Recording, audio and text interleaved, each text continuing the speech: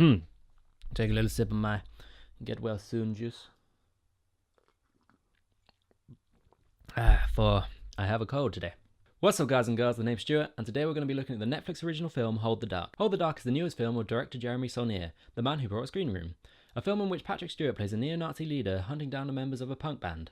So, straight off the bat, you know it's going to be a weird one. In this tale, we follow the antics of writer and wolf enthusiast Russell Core as he tries to track down a missing boy in the Alaskan wilderness. Though, everything is not as it first seems to Russell, and events quickly escalate as a darker mystery unfolds. Oh, sounds exciting.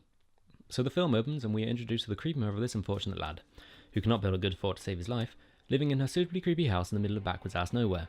She writes a letter to Russell, a man who really likes wolves, but definitely not bears for some reason, asking him to come to Alaska to help her get the dastardly wolves that took her son, and, naturally, he gets the first flight there. See, I don't know about you, but if I was a famous author, Alaska seems pretty far just to possibly get murdered by a crazy fan. So he goes, they meet. You're old. A whole lot of talking and lingering shots of nothing fill the first 15 minutes, and then whoa! This just went from 0 to 10 on the what the fuck scale real fast. First, she's scrubbing her back off in the bath while mumbling to herself, then she comes out naked in this wolf mask, gets in Russell's bed, and starts choking herself with his hand. She's either really kinky or severely broken, or maybe both. But the weirdest part is that neither of them even mention it the next day. So last night, that was a bit weird, eh? One might be expected to say, but Russell just shrugs it off and gets on with things. Nah, she's not psychotic, he says. She's just a bit sad. What that girl knows is grief. What? But there's no time to dwell on that, as we are abruptly taken away from Alaska and thrown right into a Catherine Bigelow movie, with Tarzan starring as a mopey, sunken-eyed weirdo, who within minutes of being introduced has a fellow soldier's death for assaulting a woman and gets shot through the neck by a sniper. It's such a rapid rollercoaster of emotions, I don't know what the hell we're supposed to feel, but again, there's no time to dwell on it, as the scene ends with another fade to black. Clearly they did not know how to cut these moments together, and we're taken straight back to Alaska, where Russell is heading out on the hunt. I'm not really sure what his game plan is, and after he falls over absolutely nothing apparently, I fail to see what exactly is so special about this man. So Russell returns to Creepy Mum's house empty-handed, obviously, things only take a turn for the much worse, and events quickly start to pick up pace, which in the case of this movie means it goes from plodding to a gentle saunter. Tarzan returns home and starts looking for his wife, who is now also missing. The main character is suddenly sick for some reason, just to sort of throw that in there. This old witch, we'll call her exposition lady, chats some shit about wolves that makes zero sense. Then there's a random shootout with this guy who loves saying guy, Say so, guy. and has never heard of San Diego before. San Diego, huh? Never heard of it. Like, why does he say it like this?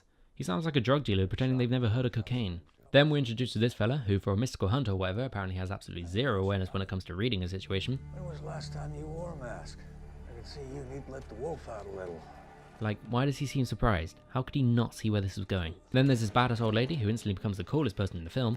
And also this guy, whose relevance to the story is entirely lost on me. And right by now, with the amount of irrelevant side characters that keep cropping up, I'm honestly starting to feel like I'm on a sodding Elder Scrolls quest. Then there's some nonsense about this hot spring and the mother and father, who are literally a creepier version of Jon Snow and Ygritte. We can stay in this place forever.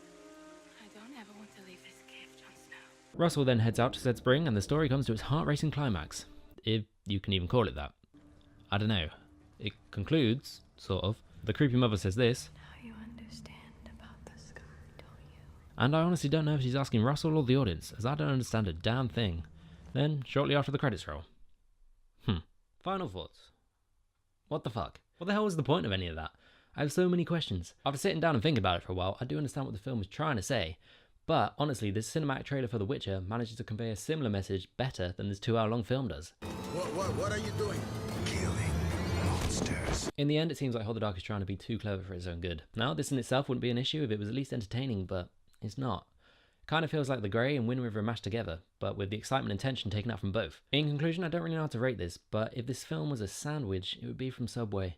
At first glance, it looks and smells amazing, but as you bite into it, you realise how empty the baguette is. And ultimately, you're left unsatisfied. Anyway, this has been Stuart, and that's my review for Hold the Fart. If you like this video, then you may well like some of these ones too. And if you like those, then you might as well subscribe. If you do, then we could possibly become best of friends.